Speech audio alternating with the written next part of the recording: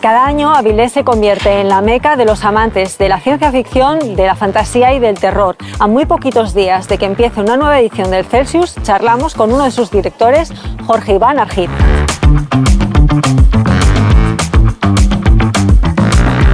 El próximo día 18 de julio empieza una nueva edición del Celsius. Con esta ya son 12, 4 días de festival y más de 150 autores. ¿Cuáles crees que son los platos fuertes de este año?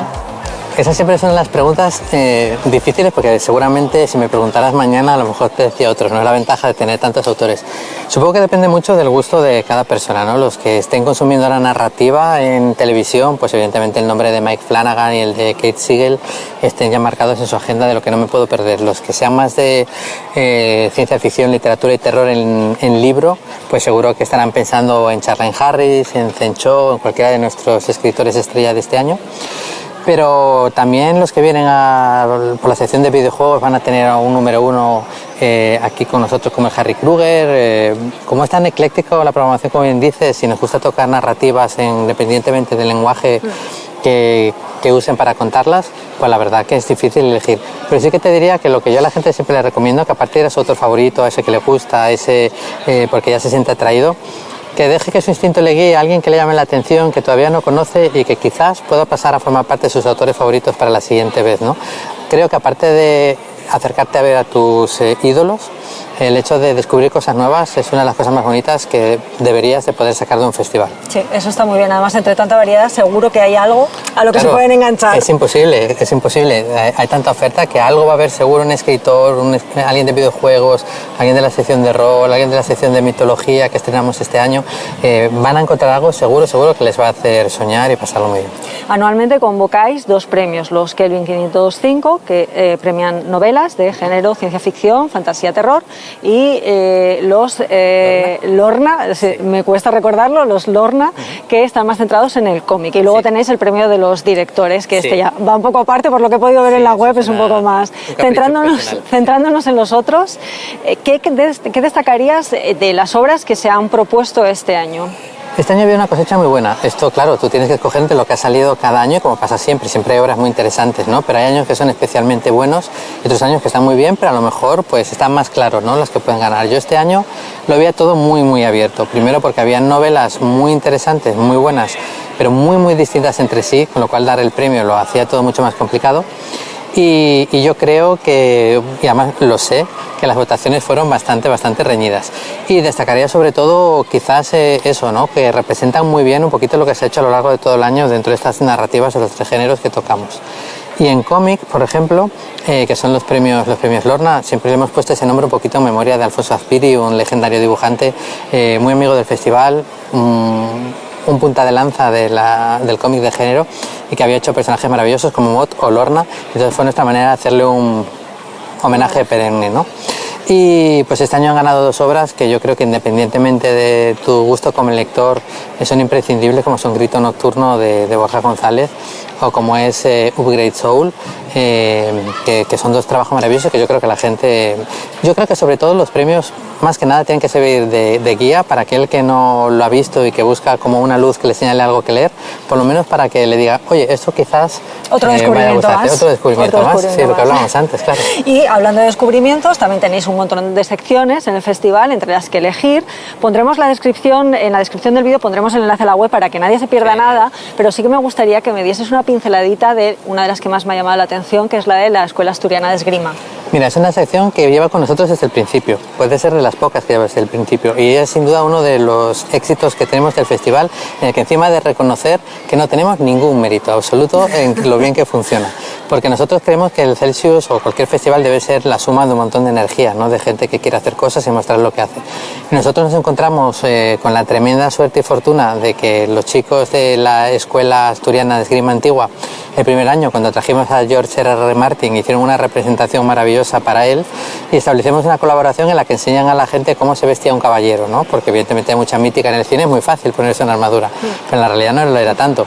Pues cómo se manejan distintos tipos de armas. Y además cada año, ya desde hace 3 o 4, pues dan una charla en la que nos cuentan algún tipo de cosa. Por ejemplo, este año la charla va a girar sobre por qué en la ciencia ficción, que hay láseres, que hay tanta tecnología, se siguen usando a veces espada en las películas, ¿no? Es una especie de elogio al caballero, es una especie de absurdo. Te va a hablar un poquito sobre eso Pelayo Mejido, que es un poco el que capitanea esta sección.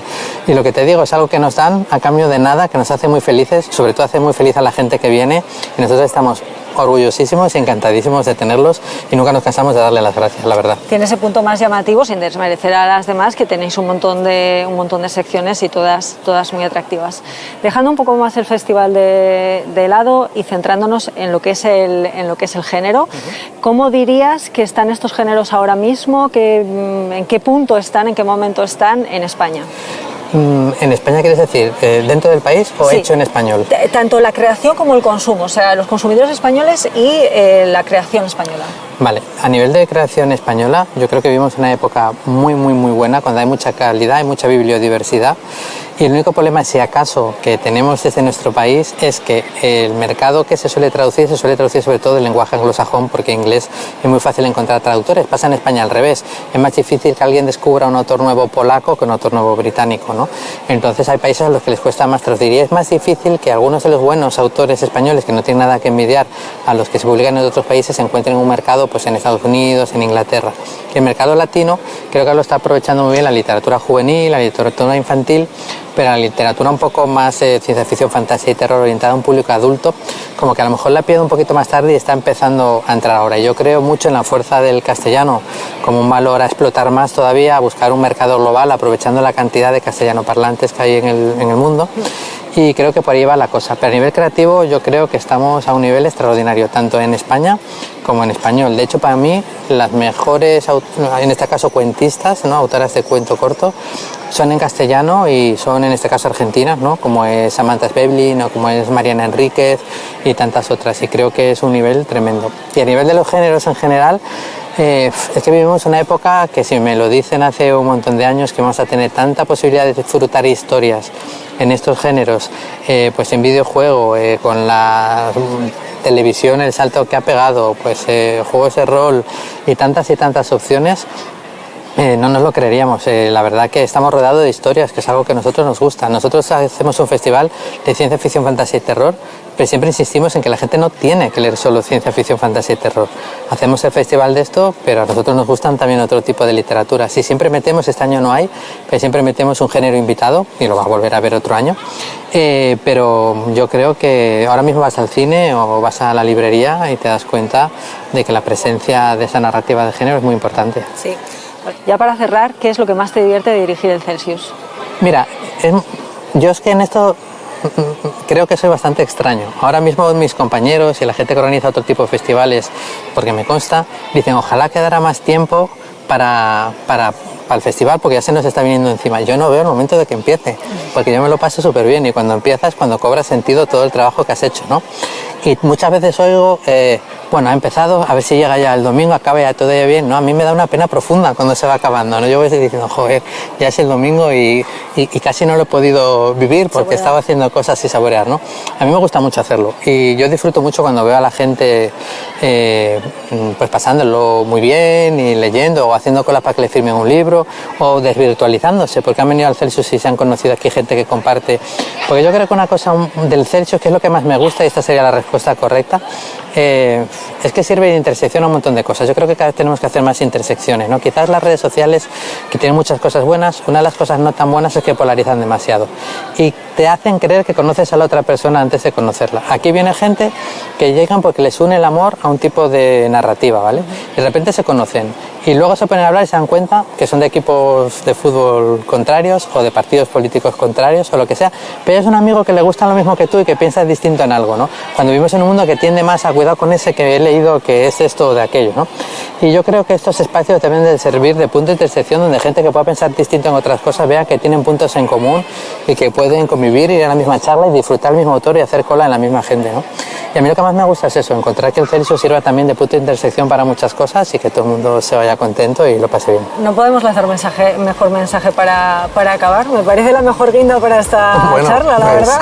Pues gracias, os agradezco mucho la visita y espero veros por el festival. Pasaré lista, ¿eh? Sí, bueno, ahí estaremos. Gracias. Nada, vosotros.